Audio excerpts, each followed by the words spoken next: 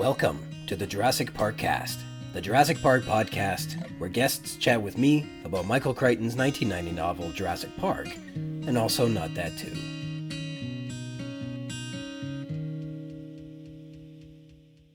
My name's Ryan Rogers, and I'm a big dumb Jurassic Park fan. Welcome to episode 23, The Tour, Part 3. Please let me reintroduce you to my special guest this episode. Okay, dear listeners of this podcast, you'll remember my guest today from episode 2, The Bite of the Raptor, my good pal Adam Leggett. So the heist. We should talk about Nedry's plan. What do you like about Nedry's plan? What do you don't like about Nedry's plan?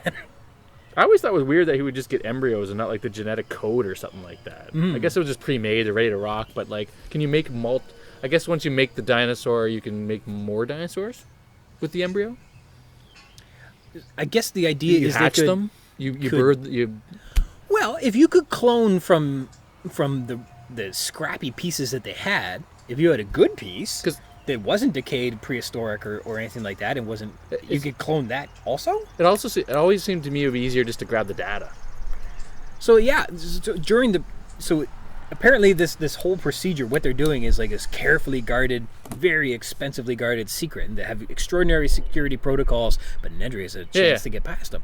But like they go on this tour, and like all of the proprietary information on how to do exactly this is secretive, is locked up. No, it's just told to everybody who's walking around. All right, okay. This is exactly how to do it. You could do it too if you just had two Cray XMP supercomputers and yeah, right. The hood processors, whatever. So that's why I always thought if he just grabbed the data, he probably could have just did that sitting at his desk and not implemented a plan. And needed to get to the boat, and then we wouldn't have a movie. But yeah, stealing embryos always seemed weird to me. That you'd be getting these like one-offs of each dinosaur, and then you'd still have to work to create more.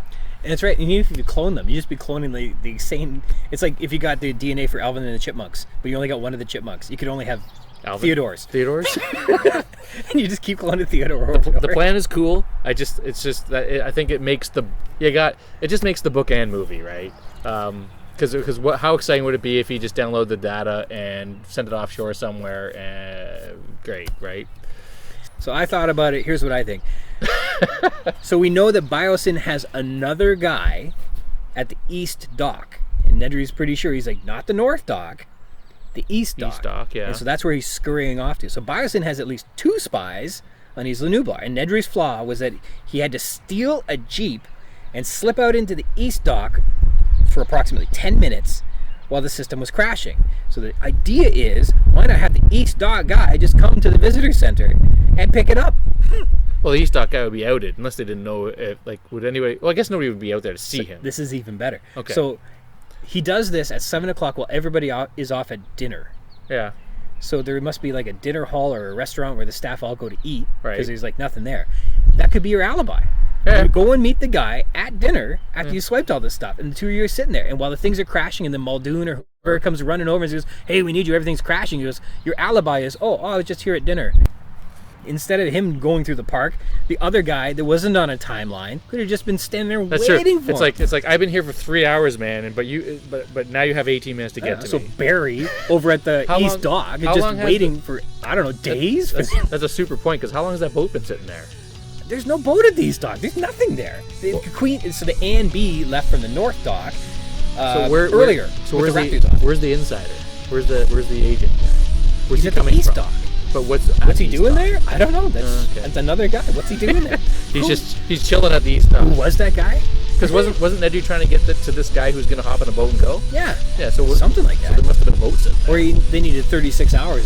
So the boat takes 18 hours to drive 100 miles. That's stupid. That is a long time. You're going backwards. Yeah. You're trying to lose a tail.